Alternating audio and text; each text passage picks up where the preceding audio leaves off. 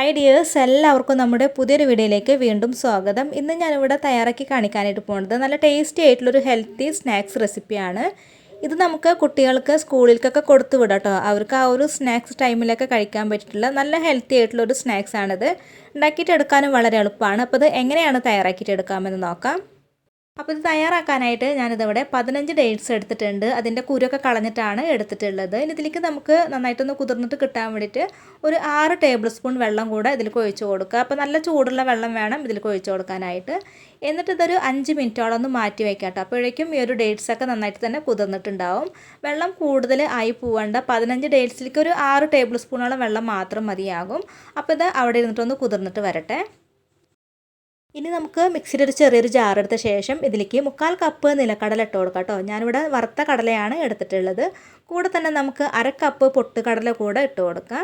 ഇനി നല്ലൊരു ഫ്ലേവർ കിട്ടാൻ വേണ്ടിയിട്ട് 2 ഏലക്കായ കൂടെ ഇട്ട് കൊടുത്ത ശേഷം പിന്നെ നമുക്കിതിലേക്ക് ഒരു 10 കാഷ്യൂ കൂടെ ചേർത്ത് കൊടുക്കാം. ഈ ഒരു കാഷ്യൂവിന് പകരം നമുക്ക് 10 ബദാം പരിപ്പ് ആയാലും മതി.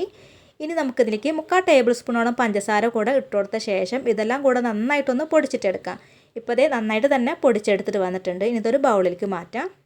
പിന്നെ നമ്മുടെ ഒരു ചാനൽ ആദ്യമായിട്ട് കാണുന്ന കൂട്ടുകാരൊക്കെ ഉണ്ടെങ്കിൽ ചാനലൊന്ന് സബ്സ്ക്രൈബ് ചെയ്യുക. പിന്നെ എല്ലാവരും വീഡിയോ കണ്ടുകൊണ്ടിരിക്കുമ്പോഴും ഒന്ന് ലൈക്ക് ചെയ്യുക. നിങ്ങളുടെ ലൈക്കൊക്കെ ഉണ്ടെങ്കിൽ മാത്രമാണ് കേട്ടോ നമ്മുടെ ഒരു വീഡിയോ ഒക്കെ മുന്നോട്ടൊക്കെ പോവുള്ളൂ.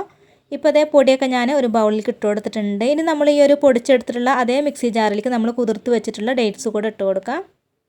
ഇത് നമുക്ക് അരച്ചെടുക്കാനുള്ളതാണ്. ഇതിലേക്ക് നമ്മളിനി എക്സ്ട്രാ വെള്ളമൊന്നും ഒഴിച്ചു കൊടുക്കേണ്ട ആവശ്യമില്ല. നമ്മൾ ആ ഒരു ഡേറ്റ്സ് കുതിരാനായിട്ട് ഒഴിച്ചു കൊടുത്തിട്ടുണ്ടായിരുന്ന ആ ഒരു വെള്ളമല്ല, ആ ഒരു വെള്ളത്തോട് കൂടിയിട്ട് തന്നെയാണ് ഇതിലേക്ക് ഒഴിച്ചു കൊടുത്തിട്ടുള്ളത്. ഇപ്പോൾ അതേ നല്ലോണം തന്നെ അരച്ചെടുത്തിട്ട് വന്നിട്ടുണ്ട്. ഇനി നമ്മൾ പൊടിച്ചെടുത്തിട്ടുള്ള ആ ഒരു പൊടിയിലോട്ട് ഇതെല്ലാം ഒന്ന് ഇട്ട് കൊടുക്കാം.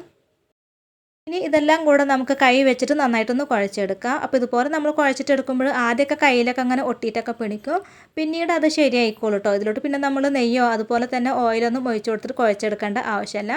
ഇതിലേക്ക് നമ്മൾ നിലക്കടല ചേർത്ത് കൊടുത്ത കാരണം അതിലത്തെ ആ ഒരു എണ്ണയൊക്കെ അങ്ങനെ പുറത്തേക്കൊക്കെ അങ്ങനെ വരും കേട്ടോ. അപ്പോൾ നമ്മൾ ഇതുപോലെ ഇങ്ങനെ കുഴച്ചിട്ടെടുക്കുമ്പോൾ തന്നെ നമുക്ക് മനസ്സിലാവും കയ്യിലാകെ അങ്ങനെ എണ്ണ ആയ പോലൊക്കെ ഉണ്ടാവും. ഇപ്പോൾ അതേ എല്ലാം കൂടെ ഞാൻ നന്നായിട്ട് തന്നെ കുഴച്ചെടുത്തിട്ട് വന്നിട്ടുണ്ട്. ഇനി നമുക്കിത് ഇഷ്ടമുള്ള ഷേപ്പിലൊന്ന് ഷേപ്പ് ചെയ്തിട്ട് എടുക്കാം. അപ്പോൾ ഞാനിവിടെ ഇതിൽ നിന്ന് കുറച്ചെടുത്തിട്ട് ഇതുപോലെ ഷേപ്പാക്കിയിട്ടാണ് എടുക്കുന്നത്. ഇത് നമ്മൾ ഉരുട്ടിയെടുക്കുന്ന സമയത്ത് കുറച്ച് പോലും ഓയിലൊന്നും ഒഴിച്ചു കൊടുക്കേണ്ട ആവശ്യമില്ല കേട്ടോ. കണ്ടില്ലേ, ഇതിൽ തന്നെ അത്യാവശ്യം നല്ല ഓയിലൊക്കെ വന്നിട്ടുണ്ട്. കയ്യിലൊന്നും ഒട്ടിപ്പിടിക്കില്ല. അപ്പോൾ അതേ ഈ ഒരു ഷേപ്പിലാണ് ഞാനിവിടെ ചെയ്തിട്ടുള്ളത്. ബാക്കിയുള്ളതെല്ലാം ഇതുപോലെ തന്നെ ഒന്ന് ചെയ്യുന്നുണ്ട്.